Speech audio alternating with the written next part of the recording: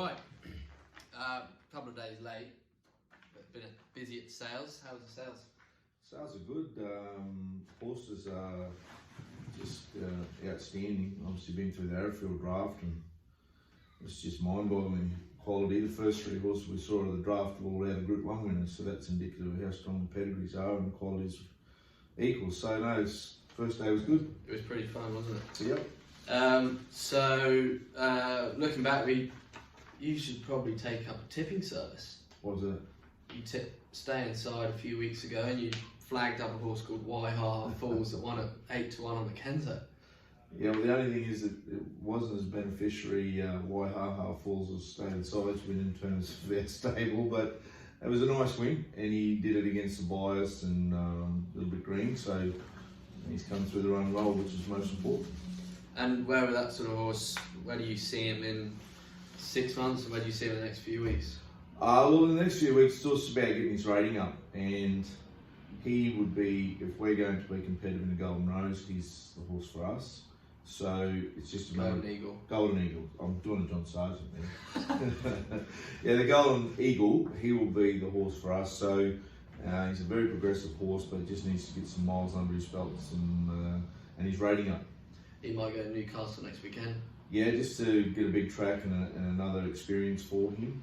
And we'll just see how far we can get him along in this preparation. And our other winner last week was the hugely impressive again, Lost and Running.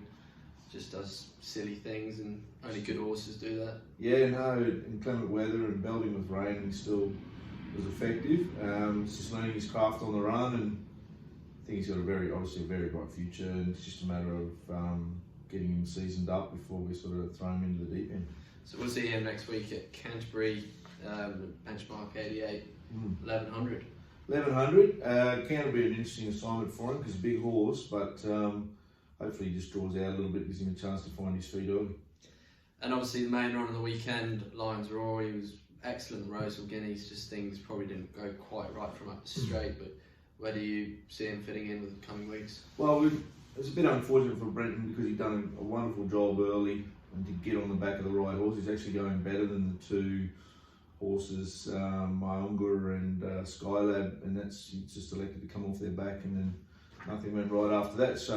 But he's come through on really well. He'll go into the Derby now. I think he's a much better horse at Randwick, and he'll be a better horse with a dry surface too. So it's an exciting time for his ownership group. And there was a little eye-catching run up the line there, Gosford Karate, yeah, no, something to offer. Again, learning a craft. Looks like it's a big leggy filly, but a really good first up performance for us. And as she puts it all together, I think she's a lovely sort of 1400 metre mile filly and be a really nice filly in the spring. And we're off racing shortly. Good team at Warwick Farm. Every horse well in the market. Blaski's been unlucky in 2 starts. Can we get the job done?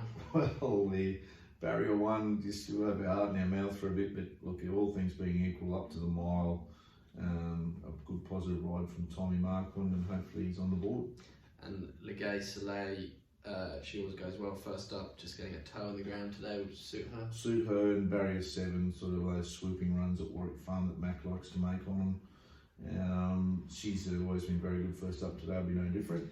Acrophobic, the last drawn wide, but he ran I think he was drawn wide at this same track last year and he should have won. Yeah, no, but maybe the wide draw won't be a big an issue by the last today. So hopefully, there's only one turn there to 1300 there, so there'll be no excuses for him. Great, and then into the weekend, just 2 in the Emancipation in town. Good news for our chances that the Arcadia Queen was ruled out. Obviously, don't really like seeing a horse being ruled out with injuries, but it enhances our chances this weekend with All Saints Eve and Arathea. Yeah, well, Arathea's a new horse, and she's just been about getting her feeling good and happy, and we think she's there, so we'll see how she fits in. But All Saints Eve sort of third up, a bit unlucky in the Cornwall. She could draw well and get a decent run in the race. She'd be pretty hard to hold out. Draws might be out shortly. Let's find out.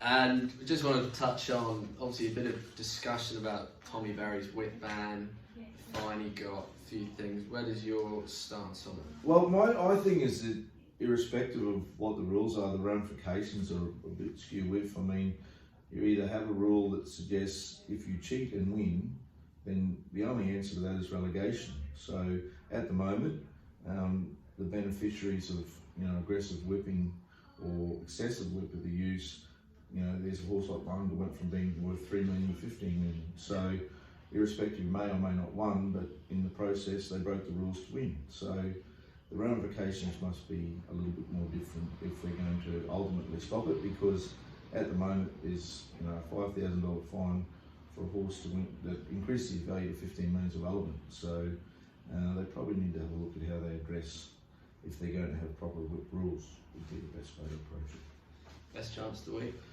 Best chance of the week? Tomorrow. Sidearm. Finally drew a gate, blinkers on, up to a mile, third up. It's flying. Right.